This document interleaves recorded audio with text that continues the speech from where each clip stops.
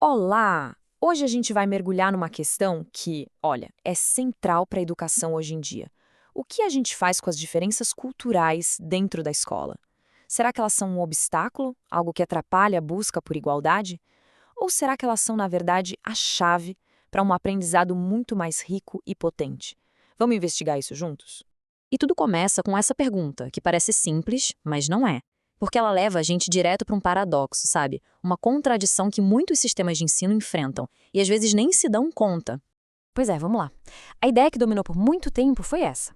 Para todo mundo ser igual, todo mundo tem que se tornar um mesmo. A Pesquisa mostra que a modernidade, de um jeito geral, lidou com o que é diferente de duas formas. Ou tentava encaixar no padrão, sabe, assim, assimilar, ou então segregava, colocava de lado como se fosse algo anormal. Para a gente entender como dá para transformar esse suposto problema em uma baita vantagem, nosso caminho vai ser este aqui. A gente começa vendo qual era a missão original da escola, depois como as ideias sobre diferença foram mudando.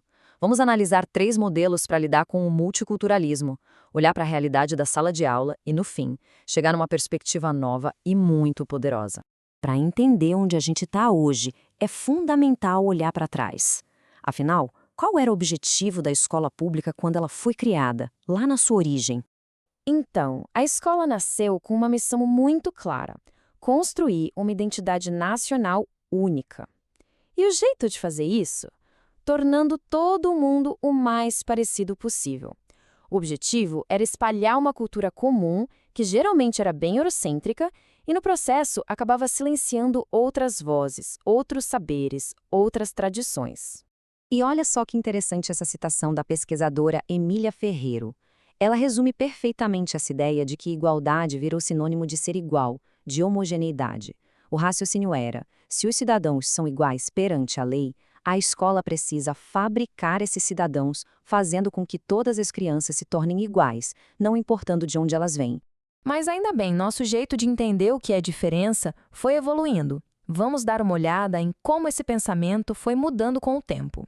No começo, a psicologia olhava para as diferenças de cada um: o ritmo de aprender, o estilo de pensar, a personalidade. Depois, ali pelos anos 60 e 70, a sociologia jogou a luz sobre as diferenças de classe social e como a pobreza, por exemplo, impactava o sucesso ou o fracasso na escola. Até que, nos anos 90, pensadores como o nosso Paulo Freire foram essenciais para trazer a dimensão da cultura para essa conversa, mostrando que a educação precisa, antes de tudo, dialogar com a cultura de quem está aprendendo.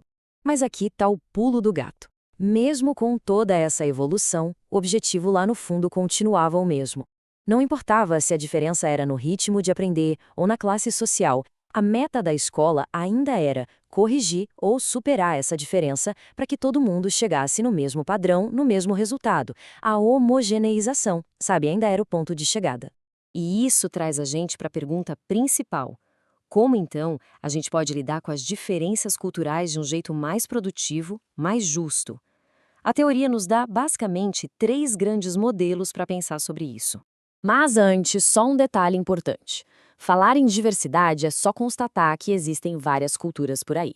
O termo diferença, que é o que essa análise prefere, vai mais fundo. Ele reconhece que essas distinções não são naturais, elas são construídas socialmente e, mais importante, estão ligadas a quem tem poder e quem não tem.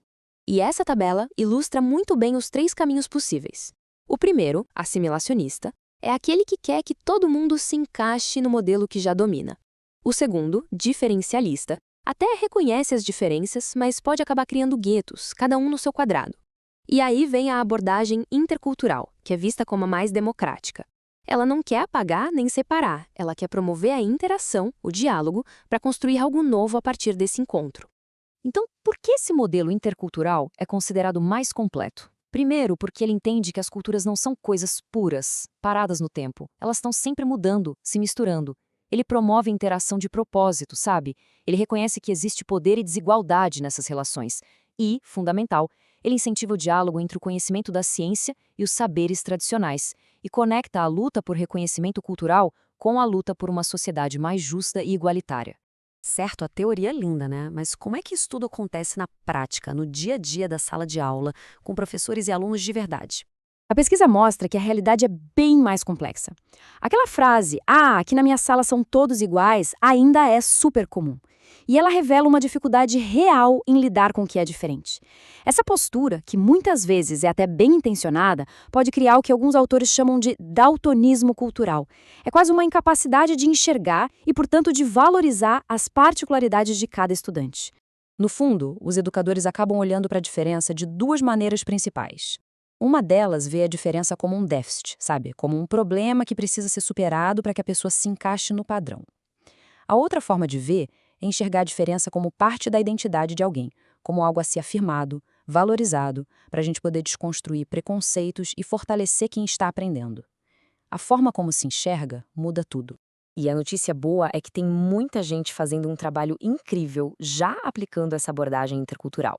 São professores que criam projetos sobre temas que têm a ver com a vida dos alunos, que abrem espaço para o diálogo, que trabalham o tempo todo para desconstruir estereótipos e que se preocupam em fortalecer a autoestima de estudantes de grupos que são historicamente deixados de lado.